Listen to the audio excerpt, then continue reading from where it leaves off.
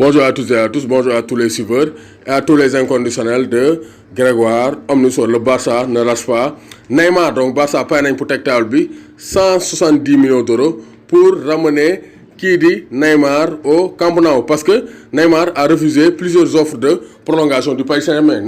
Paris Saint-Germain dañ ko proposer ay prolongation de contrat mais Neymar day ne jënd leen ci café ñëpp xam nañ ne Neymar il veut retourner au FC Barcelone moo tax Barça aussi ils veulent profiter de la situation moo tax Barça donc pare nañ pour def Neymar junior leur priorité pour mu ñëwaat au FC Barcelone parce que Suarez génn na ne Neymar bëgg naa ñëwaat Messi aussi wax na Neymar ci boppam ñëpp xam nañ ne dafa bëgg a dellu fële ci FC Barcelone parce que moom il a quitté en 2017 pour la somme de 222 millions d'euros mais gis nañ ni il se sent pas à l'aise au Paris Saint-Germain. Neymar et le Paris Saint-Germain c'est pas le grand tamu parce que pour l'instant il n'a pas réussi à faire passer un cap.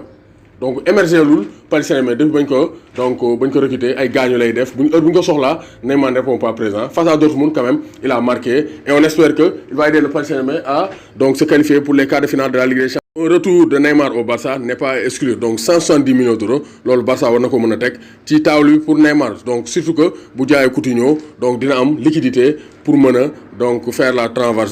transaction. Neymar donc gis nañ ne Alan ouvre la porte au Real Madrid donc Alan ouvre la porte au Real Madrid parce que papaam génn na ne vraiment la Liga serait un bon championnat pour Alan te ñoom xam nañ ne très actuellement mu ngi donc agir en coulisses mu ngi jaar suuf ci tunnel yi pour jéem a indi Erling Haaland parce que Colosseum c'est 75 millions d'euros c'est beaucoup moins cher que Kylian Mbappé et actuellement c'est beaucoup plus efficace que Kylian Mbappé parce que Haaland moo ëpp la ay but yu mu dugal kii di Kylian Mbappé mais Barça am nañ problème selon les informations de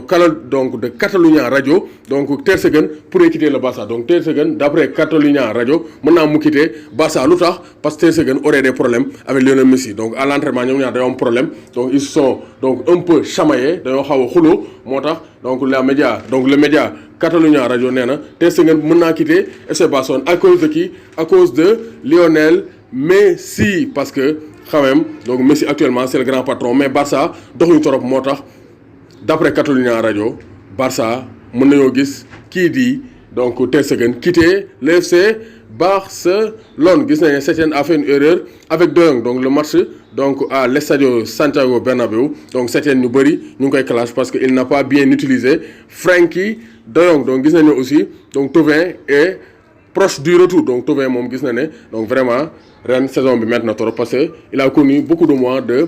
d'absence à cause de sa blessure moo tax il va bientôt revenir à la compétition donc gis nañ ne aussi donc fële ca Angleterre Obi Mikel nee na Abramovich dafa bëggoon mu ñëwaat fële ca Chelsea mais finalement il a choisi d'aller en Turquie gis nañ ne donc fële ca donc Angleterre il y a un jeune joueur qui fait actuellement l'actualité c'est Billy Gilmour donc Billy Gilmour la perle de Chelsea qui a fait tomber le reste de Liverpool parce que gis nañ ne donc face à Chelsea Liverpool s'est buté sur un excellent jeune joueur Gilmour donc 1m68 c'est un joueur excellent au milieu de terrain donc il a fait des misères à Liverpool donc il n'a que 18 ans mais joue avec une maturité de 30 ans moo tax actuellement waa Barça ñu ngi koy bàyyi xel pour jéem a shipper cette pépite au Blues de Chelsea donc Hazard alhamdoulilah a été opéré avec succès à Dallas fële ca États-Unis donc on espère que il sera bientôt de retour pour ne pas rater l'Euro 2020 donc Marcin Bressoues a été content de visiter l'armoire à trophées de FC Barcelone parce que dañ ko yóbbu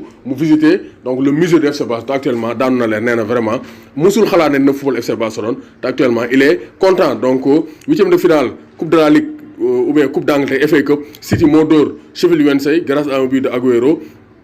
Norwich moo éliminé Tottenham 4-3 et gis nañ ne Chelsea s'est imposé face au reste de Liverpool de Sadio Mané. Thiago Silva aussi il veut aller au FC Barcelone donc Thiago Silva en fin de contrat moom mu ngi xaar un clin d'œil de FC Barcelone pour dem fële ca Catalunya pour terminer sa carrière doomu gaynde Njaay warul tiit warul ragal